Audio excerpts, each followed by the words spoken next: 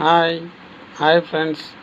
మనకు తెలియకుండానే మన జీవితంలో ఎన్నో సంఘటనలు జరిగిపోయినాయి. అవేంటంటే ముఖ్యంగా మనము గడిపిన సమయము, క్షణాలు, గంటలు మరి అవి గడిపినవి తిరిగి రావు కాబట్టి దాన్ని గుర్తుంచుకున్నారా. మనం ఖర్చు పెట్టిన డబ్బు కూడా అదేవిధంగా ఖర్చు పెట్టింది కూడా తిరిగి వెనకది రాదు. మన జీవితంలో ప్రతి చిన్న ఉన్నప్పటి నుంచి ఇంతవరకు ఎన్ని క్యాలెండర్లు తిరిగి వేసినాం, ఆ క్యాలెండర్లు కూడా వెనక్కి తిరిగి రావు. మన క్షణాలు మరి డబ్బే